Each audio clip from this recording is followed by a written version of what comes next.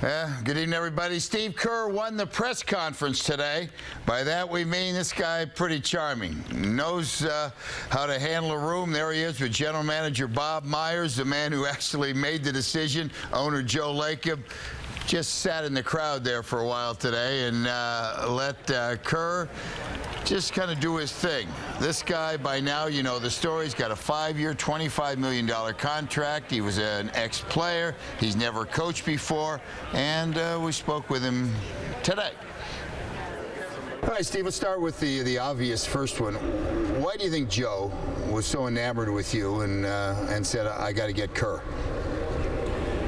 Well, we connected. You know, we had a great meeting in Oklahoma City last week. You know, I've been thinking about this position, not the Warriors position, but the coaching position for a long time. So I've done a lot of preparation, and I presented a lot of material and thoughts to Joe and Bob and Kirk and Travis, and we hit it off. Joe is comfortable with you. Is there any you think that's a problem at all in any way? Is that you might think they're selling me on I got this job because of my personality? I don't care about that. Yeah. The only thing that matters in the end is how we do on the court. No matter who the Warriors had hired, there would have been a storyline. But it's just so happens that I'm in my first role, and so the questions are obvious. You know, why Steve? Why is this happening? And why did you hire him?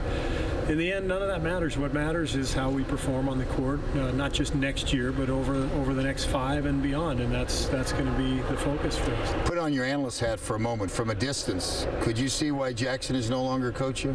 Until I was able to speak with Joe and Bob and the group, it was hard to understand because normally success does not lead to a firing. And as a general manager for 3 years in Phoenix, I completely understand those relationships at the highest level. Would you agree it's a different game where it used to be the coach who was the king? Now it's more a collaborative effort? I agree with that. I think you have to collaborate. I think the teams are being sold for a bigger and bigger number. I think owners want more of a say in the daily process. It's, you know, as Joe told me, it's fun. It's fun to be a part of it, and I agree with him. Speaking of Mr. Lacob, I run this bit into the ground, but every time, you know, I play basketball every morning at 7. I said, Joe, you're 60 years old. Stay home. Huh? No, he probably thinks he knows even more hoops, than he does. But I'm 48. I can't play anymore. My knees are fried. Yeah. I mean, we all have our own basketball story, but mine's done. You almost got in a fight with Jordan. It was a verbal warfare, but there was pushing. There were some pushing and a punch thrown, and yeah, that happened. But it was all good. It was all kind of part of the process of you know, going through a championship season with a lot of high pressure, and in the end, it was a good thing for our relationship. Wouldn't that have been? Sports is weird. Yeah. Sometimes you need a fight now and then, so it was all good. Wouldn't that have been great if they traded Jordan right after that? No, not good. Wouldn't have won any more rings. It's all about the ring. Are you going to steal a little bit from Jackson, a little bit from Popovich? Is it almost like a cliche? But are you going to steal? That's the plan from everybody you played for. Yeah, we're all a product of our environment and our upbringing, our experiences, and I've probably had as blessed a learning experience in terms of coaching basketball as anybody in the history of this game. I mean, 4 Hall of Famers: Lute Olson, Lenny Wilkins, Greg Popovich, Phil Jackson. Were you real close to taking that Knicks job? It's hard to define real close. I was in serious talks with them, but I was still going through the process, and ultimately I had to feel it in my heart. Phil Jackson told me that.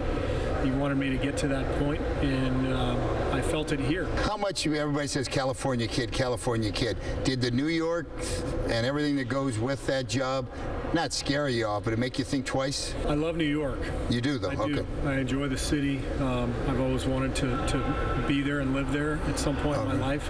My wife is actually from there. She's got a lot of family. Okay. The biggest thing for me in terms of the location was just my kids being here. 2 of them in college in California, 1 at Cal. I wouldn't have seen them very often in New York, and that was daunting to me. You know, I'm very close with my family, and I wanted them nearby. So the New York media wouldn't have scared you at all? No. And not scared you, but just like, oh, hell, I got to... No, there's a lot to consider there. I'm talking about living in New York, what it was really intriguing. The media, it absolutely is a factor. There's a lot going on there, but ultimately that's not what made my decision. What made it was just the fit here. I asked you off air, are you sick and tired of talking about yourself? Let's talk about something else. You want to know a little bit about Channel 4? Sure. We're still on the air. Good. Congratulations. You still getting that check every 2 weeks? Nothing's bounced yet. Good. Good man. Yet. I wish you years of success and employment. Well, I hope I outlast you, to tell you the truth. I hope I outlast you. Pretty good chance of that. Okay. This is NBA coaching we're talking about. Okay. Congratulations, Thanks. Steve. Good luck. All right. All right. Yeah, Pam had a good one, and 5 years, $25 million also helped. That goes without saying, but he really was charming today. Now here's Jacob. Like I said, during the press conference, the owner and the guy who made the ultimate decision kind of laid low, and everybody else do their thing. But he had something to say after.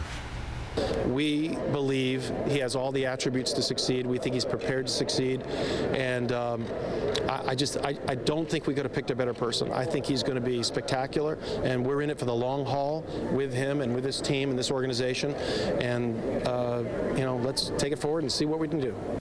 Yeah, and he took off early this evening. He has to go back to San Antonio, part of the broadcast crew tomorrow night.